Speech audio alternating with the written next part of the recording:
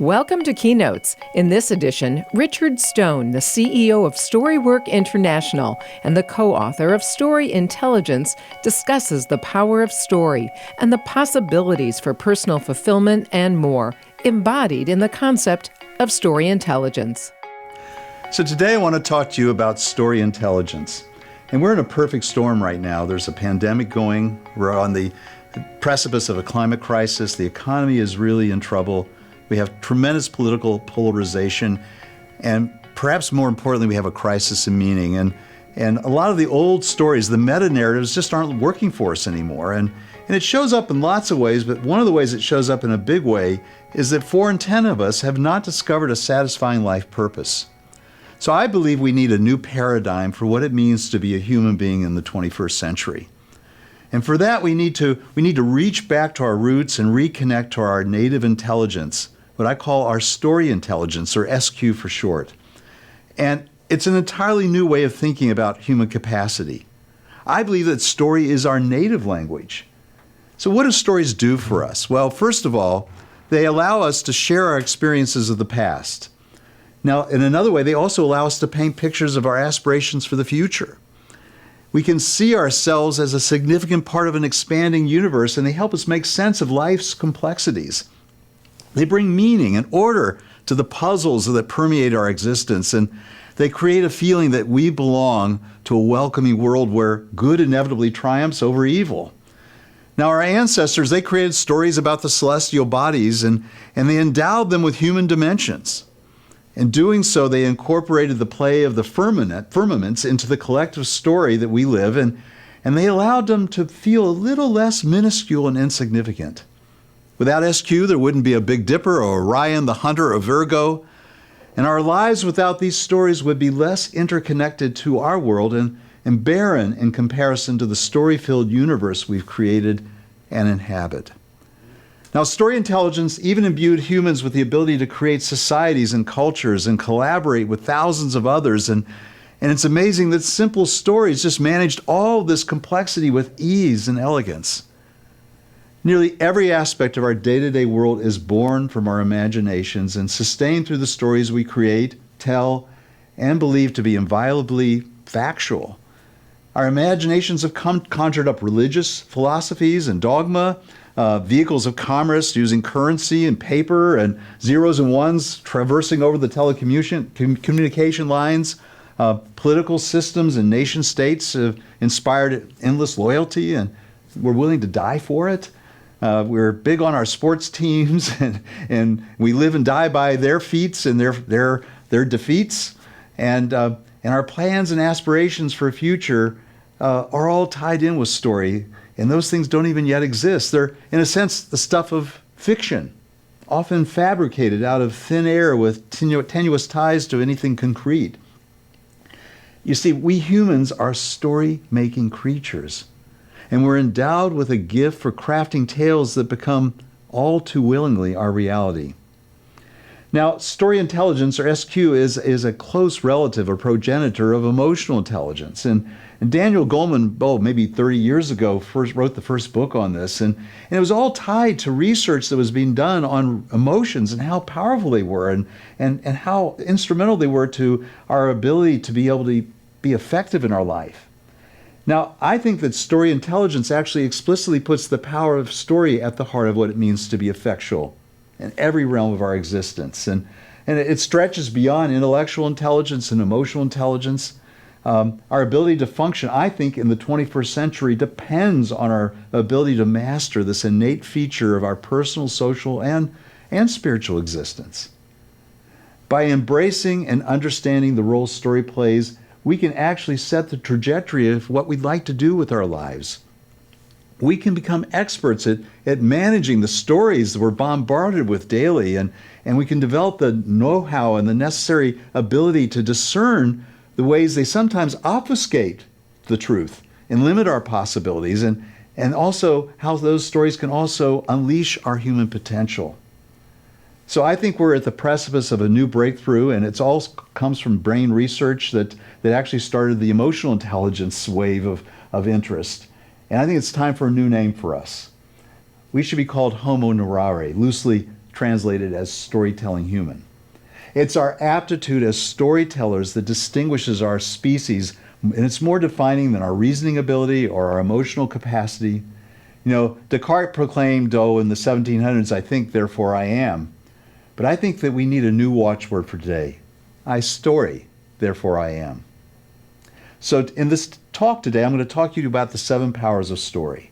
They're to transport, to communicate, to enable learning, to create meaning, to transform, to unite, and to envision possibilities. And developing your SQ, you'll learn how to communicate with clarity and force. You'll develop the intelligence to fill your life with greater meaning and relevance and strengthen your capacity to fulfill your highest aspirations. And through enhancing your SQ, parents and educators will cultivate a depth of learning and discovery that will improve everything they do to nurture the lives of children. And perhaps most importantly, you'll unearth the skills to transform difficult challenges and wounds into enlivening possibilities. You'll find in the following talk ways to really begin to apply your story intelligence to make an impact on the world. So we need more than ever today to gather around what I would call ritual fires, to transcend the old metanarratives. We need to create new stories that are inclusive, just, aspirational, and inspirational. Our world requires now more than ever a potent medicine to re-enchant our lives, and we must restore and restory ourselves, consciously building story into our everyday living. The first power of story is to transport, and this has to do with the ability of story to take us to different places and times and empathically engage us in an alternate emotional reality. Now, we've been telling stories for a long time, and all we can do is go back and look at the cave drawings, and I think those were the first PowerPoints, in fact. You see, people transferred their know-how by telling stories visually and orally. And the great thing is you didn't have to suffer the consequences or take the risk of real action. You could hear the story and learn. And probably oral storytelling predated that by hundreds of thousands of years. So it raises a really interesting question about our evolution. Which came first, our brain's development or stories? I think they actually had a stair-step development. And our brains developed with stories, and stories impacted our brain. And our brain developed the ability to tell stories in a certain way. The Silk Road, I think, was the first viral network. People, as they carried their wares, also carried their stories with them. And most organizations I've worked with still rely on oral storytelling to transfer knowledge. But today, we spend a lot of time with screens, our little phones and our iPads, and those screens have an impact on us that is not always the best thing. In fact, they say that we're actually losing our ability to attend to things. Goldfish have an attention span of about 9 seconds. People who use screens a lot have an attention span of about 8 seconds. So they're impacting us. So what do we mean by transport? Now, if I said to you, once upon a time, the cow jumped over the moon, you don't say, well, wait a second, cows can't jump very well, and how would they breathe up there? You would give me your metaphorical hand and say, well, what happened next? This is what we call the willing suspension of disbelief. And there's a growing understanding that story's magic is to transport us to another place and time. And this may be because of our brain's wiring. You see, our body doesn't know the difference between a real event and an imagined one. And when we're telling a story, we're reimagining it. And our body's motor apparatus, it's really amazing. You can be in a movie and there's all kinds of horrific things going, but you stay still. Somehow that's turned off, but we'll get sweaty palms. We might be crying. We might be laughing. If you're reading a novel about someone running, it's actually actuating the part of the brain that deals with running. And you'll feel like you're running. So story may just be a fundamental part of our lives. And I think it's also a fundamental part of play. And just like young dogs and bears play and we humans play, we love to go from physical play to story play in our adulthoods. And I think the form of play at its height is the tall tale, and people like Benjamin Franklin and Mark Twain, they perfected that. They perfected that. So what are the implications of the power to transport? Well, we need to think of our Homo neuraris brain as a powerful simulation machine. A lot of us are enamored with virtual reality, but I think story was the first form of virtual reality. It takes our brain someplace else. And, listening to other stories transports us into their world. And it teaches us we're not so dissimilar from them. And now for our entire lifetime, our leaders have been extolling the virtues of world peace, but there hasn't been a plausible pathway to bridging our cultural divides. But I think that developing our story intelligence worldwide is actually that pathway. So this invaluable transportation characteristic story suits us flawlessly to achieve what Jules Verne's predicted. He predicted we'd have time travel. And I think those with highly attuned story intelligence will be better equipped to anticipate alternate futures and better prepared to manage the challenges that the future holds. The second power of story is to communicate, and this has to do with the ability to powerfully present a message, to build a bridge to your audience and catalyze change. You know, a wise storyteller once told me that if you want to convince anyone to adopt a new idea, much less change their behavior, the first step is to tell them an entertaining story. So there's an idea that's really important here, is that neurons that fire together wire together. And this neurobiological phenomena impacts our decision-making and even our political views. It's why people are often resistant to reasonable arguments and irrefutable data. The good news is that the right kind of story can disrupt faulty neural wiring, and it's an antidote for that. Just listening to a story can change our brain's functioning. They also can stir us emotionally to identify with the protagonist of a story, especially if it's a story about someone very different from us. And I believe that this is the key to changing someone's mind. You know, you could just look at the women's suffrage movement here in the 1900s and early 1900s, and men believed, and they were the ones in power, that women were weak, unintelligent, and incapable of the rigors of self-governance. Well, that's a joke today, but it made for strong headwinds, and it was a lot to change. But women organized themselves into massive marches, something men had never actually done. And it suddenly got their attention that maybe women who were very good at cooking could also do other things. And the other thing that they did was they adopted the description of Joan of Arc. She was the heroine in the 100 Years' War, in which she supported Charles VII to oust the English from French soil. She was strong and she led men into battle, and she was also beautiful as well. And she had many capabilities, and suddenly the story of Joan of Arc allowed men to begin to see that, oh, maybe their mothers, wives, and daughters could be a soft and virtuous person, but also strong and powerful and intelligent. And that story changed and won over many men, and now, of course, we can't even imagine the world without voting rights for everybody. But that story was needed to change that. Now, one of the things you need to also know is that we're often numbed by numbers. Giving people numbers and information does not change their minds.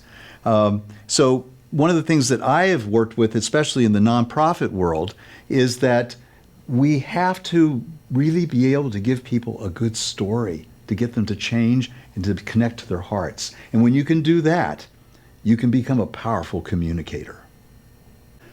The third power story is the power to enable learning, and this has to do with the ability to thoughtfully enrich others' capacity to learn by integrating story into every subject matter. Now, Socrates once said that education is the kindling of a flame, not the filling of a vessel. And to native peoples, using stories to enable learning is been a foregone conclusion. The Oneida tradition, which I'm real familiar with, it doesn't even have a word for teach, actually. The best that it could be translated as is enabler of learning. Now, there are two divergent approaches to thinking about how we think. There's propositional thinking and narrative thinking. And propositional thinking is very useful, especially in the sciences and certain subject matters, but narrative thinking really is important. And that's what's been lost in education. So let's just take a moment to talk about the role of story in human development. In the simplicity of telling and reading stories, something profound happens in a child's brain. Their mind makes connections where there were none. The neural circuitry starts to wire itself, helping the child see they are like the story's protagonists. And with time, they learn that their actions have consequences, just as the story's actors benefit from wise decisions and suffer because of poor ones. They also begin to understand that if a character postpones gratification, there are more substantial rewards awaiting just around the metaphorical corner. Now, in this way, storytelling becomes an important vehicle to help children develop impulse control.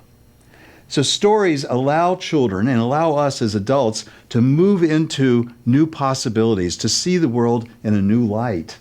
And when we can do that, we can make new learning and new possibilities become real for us. And when you marry story with reflection, which is what the Oneida people did, they allow people to reflect on the story and deduce new perspectives and new ways of seeing themselves and their world that can be transformative. The fourth power of story is the power to create meaning. And this has to do with the ability to use stories to make sense of our life experience and live more purposefully. Imagine, if you would, with me, the first time a human who was curious and looked into a small pond on a moonlit night some 250,000 years ago, and they saw her reflection next to the image of that white orb, and it awakened something. A question emerged in their head. What does it all mean? And from that first moment of self-reflection, humans have been preoccupied with their significance in a mysterious universe. Now, it used to be that we had large metanarratives to help explain our lives and give meaning to our lives, but in many cases, those are gone. We've gone through a process of destorification, and it's kind of like deforestation. You know, when you cut all the trees down in a forest and plant nice, neat rows of pine trees, the life never quite comes back in a robust way. And that's what's happened with us. We've lost connection because we've stopped gathering around fires, whether they're metaphorical fires or real ones, to tell stories. Now, there's a great example of this, a guy named Jerry Mander who worked with the Inuit many years ago. They were getting pressured to bring television into their communities, to be wired for TV. And he counseled against it because he thought it was going to destroy their culture. And in fact, that's what happened, is that as soon as people started watching TV 14, 16 hours a day, cultural crafts that were part of their culture died. Adults began praying for the lives of these poor people on the soap operas, not knowing that these were not real people. Behavior problems began to emerge in school. And the culture, as they knew it, was gone. And that's, in many respects, happened to us. So we're all looking for a way to connect to story. And I think a great example of that is some work of two psychologists here in Atlanta, Robin Feibush and Marshall Duke. They've been looking at families and what brings families together and helps them cohere. And they found that the best predictor of children having high resilience and self-esteem was knowing their family stories. They talk about what I would call autobiographical reasoning, and that has to do with our ability to link our life events together. And that's what endows it with meaning. And to biographically weave our life into salient events, it leads to a kind of global coherence. So that's the fourth power story, this power to create meaning in our lives. The fifth power story is to transform. This is the ability to transform seemingly intractable problems into enlivening possibilities and create new life trajectories. See, the past no longer exists, really. It's gone. It only exists as a story we tell ourselves. Now, Alexander Graham Bell once said, when one door closes, another door opens. I'm sure you've heard that quote before, but most of us don't know the rest of the quote. And it goes like this: but we often look so longingly and so regretfully upon the closed door that we don't see the one which is open for us. And perhaps the thing that we loathe more than a painful story is not having a story at all. You see, we define ourselves by these narratives, and without them, we experience a vacuum in our life.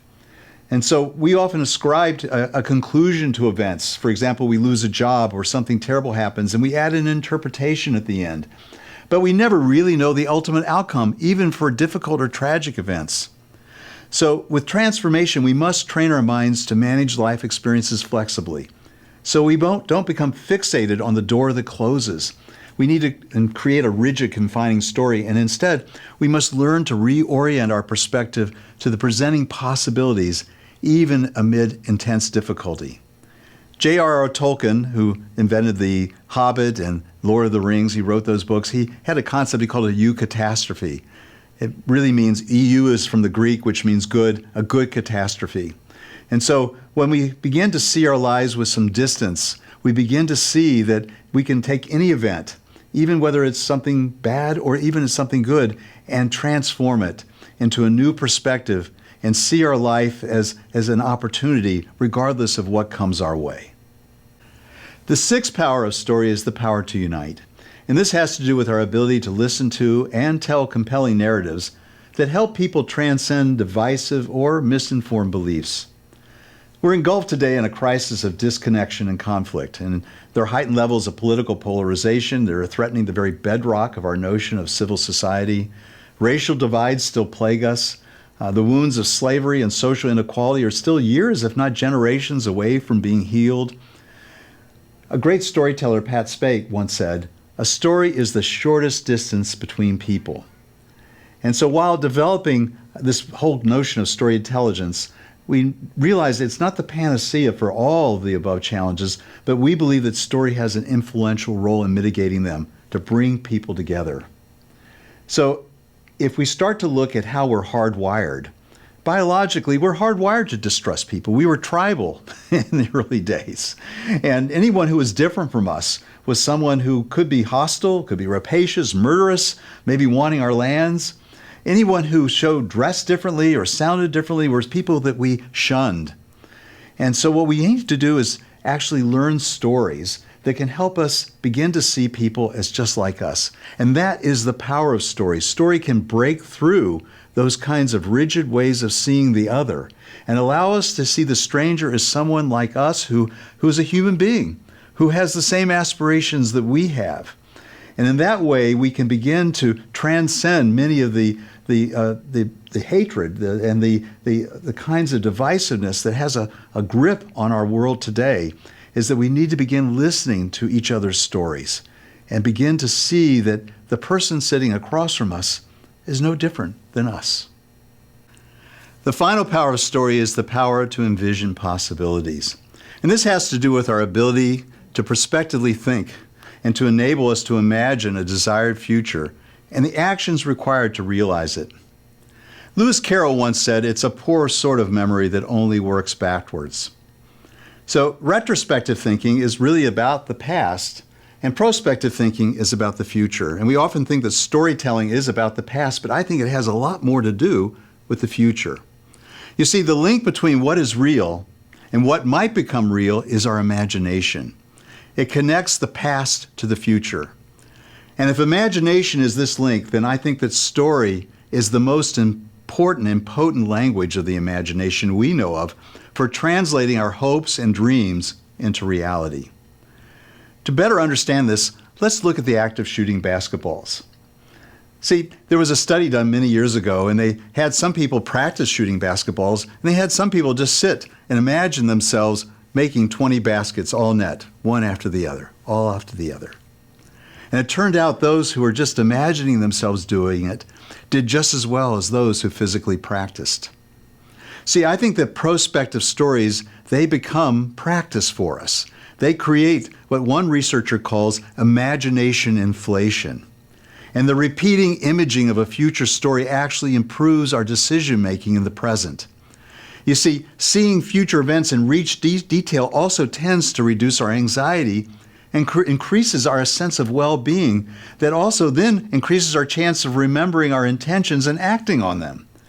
And people who engage in the rehearsal of future travels, for example, and navigate those complicated routes much better than those who don't. So we know that there appears to be real value in fantasizing about the future when it comes to improving performance.